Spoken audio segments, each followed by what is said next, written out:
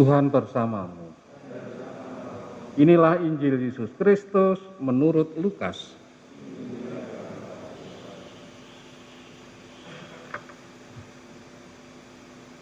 Yesus bersabda kepada murid-muridnya, "Dengarkanlah perkataanku ini. Kasihilah musuhmu, berbuatlah baik kepada orang yang membenci kalian. Mintalah berkat bagi mereka yang mengutuk kalian. Berdoalah bagi orang yang mencaci kalian. Bila orang menampar pipimu yang satu, berikanlah pipimu yang lain. Bila orang mengambil jubahmu, biarkan juga ia mengambil bajumu. Berilah kepada setiap orang yang meminta kepadamu, dan janganlah meminta kembali dari orang yang mengambil kepunyaanmu. Dan sebagaimana kalian kehendaki orang berbuat kepada kalian, demikian pula hendaknya kalian berbuat kepada mereka. Kalau kalian mengasihi orang yang mengasihi kalian, apakah jasamu? Orang-orang berdosa pun berbuat demikian. Lagi pula, kalau kalian memberikan pinjaman kepada orang dengan harapan akan memperoleh sesuatu daripadanya, apakah jasamu? Orang-orang berdosa pun meminjamkan kepada orang-orang berdosa, supaya mereka menerima kembali sama banyak. Tetapi kalian kasihilah musuhmu dan berbuatlah baik kepada mereka, dan berilah pinjaman tanpa mengharapkan balasan. Maka ganjaranmu akan besar, dan kalian akan menjadi anak Allah yang Maha Tinggi.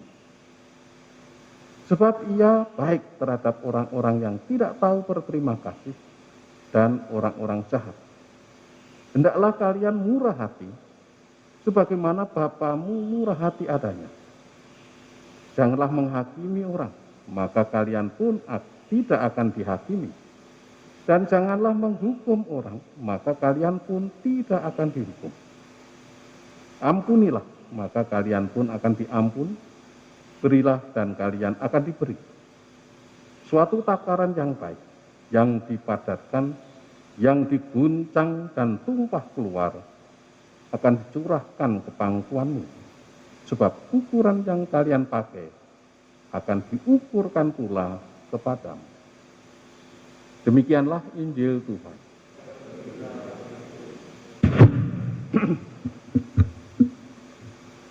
Saudara-saudari yang terkasih, dalam bacaan pertama tadi kita dengarkan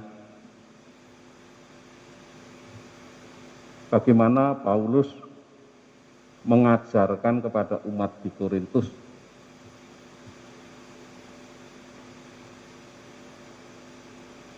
dengan latar belakang persoalan yang konkret, yang nyata, yang dihadapi oleh gereja perdana. Yaitu ada dua kelompok. Kelompok pertama, orang-orang yang imannya lemah, orang-orang yang kurang pengetahuan. Dengan orang yang punya pengetahuan, kita katakan.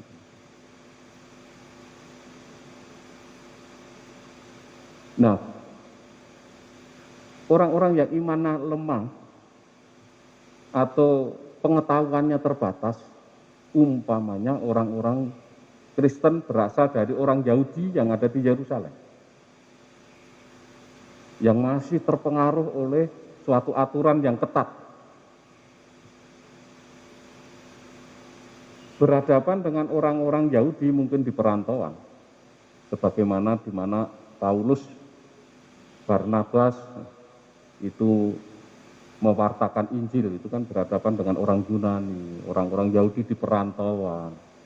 Mereka lebih maju, lebih berpengetahuan.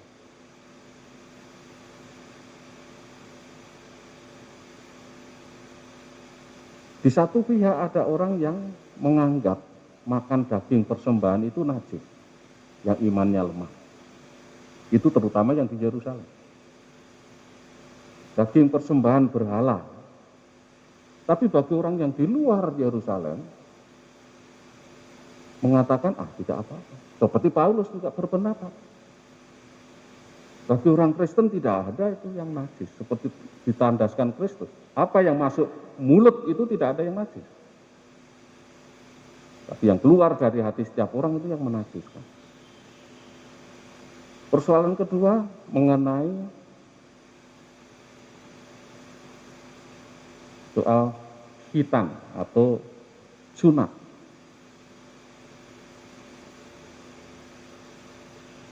Orang-orang yang imannya lemah, yang tunduk pada tradisi yang ketat dan kuat, hukum Taurat yang begitu ketat itu, kalau orang Yahudi ya harus disunat. Tapi orang di luar Yerusalem, orang Yunani dan segala macam itu, sunat bukan sesuatu yang harus dilaksanakan. Tapi kalau menjadi Katolik bagaimana? Nah ini.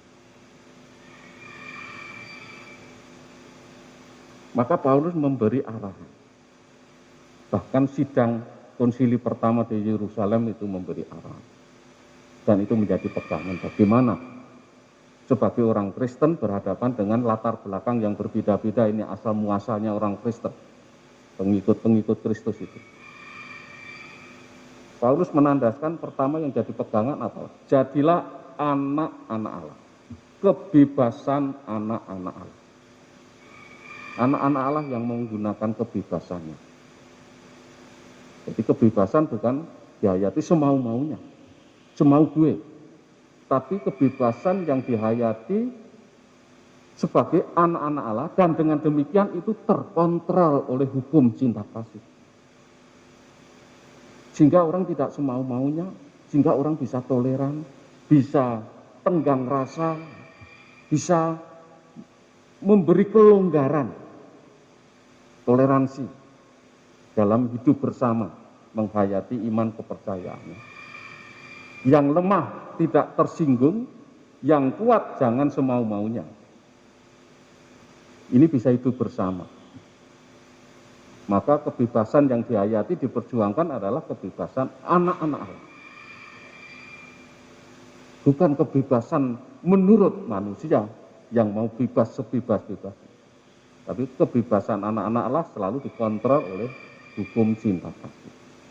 Hukum cinta kasih itu membebaskan. Sehingga tidak terjadi batu sandungan. Maka Paulus juga menandaskan tidak mau menjadi batu sandungan. Dia tenggang rasa, toleran, tidak menuntut keras, tapi suatu ketika juga bisa tegas. Hanya kepada siapa dia tuntut tegas, kepada siapa dia beri toleransi. Gambarannya kalau tukang kayu dan tukang besi itu punya ukuran toleransi berbeda-beda. Kalau tukang kayu karena ukurannya sentimeter, yang dipakai kan sentimeter itu meteran itu. Maka toleransinya 0,1 tapi senti. 0,1 senti itu berarti 1 mili. Bahkan 3 mili pun boleh. 0,3 masih bisa.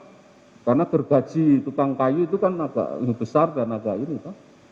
Tapi tukang besi gergajinya giginya kecil-kecil. Ukurannya yang dipakai apa? Milimeter, bukan sentimeter. Lebih ketat.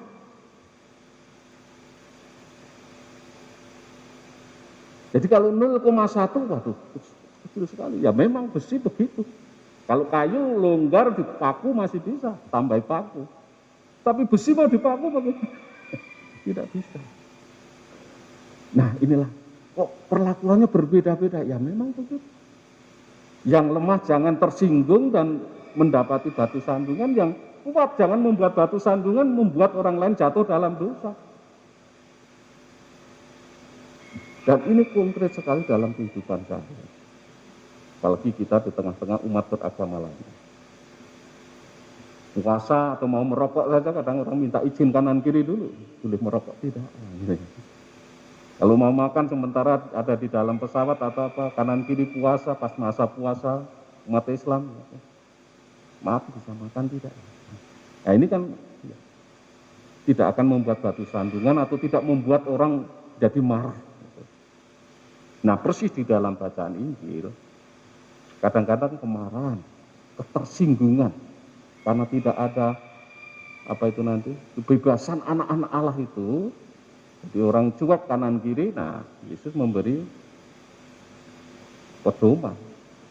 Tunjukkanlah kemurahan hatimu. Nah, itu bukan hanya tuh ya, cinta kasih itu bisa mewujud lewat toleransi, lewat tenggang rasa, lewat kelonggaran, tetapi juga mewujud lewat kemurahan hati.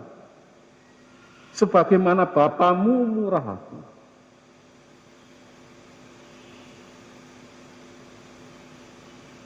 Dan kemurahan hati Yesus itu nampak ketika Yesus disiksa, disalibkan, dia mendoakan orang-orang yang membunuhnya, mengampuninya.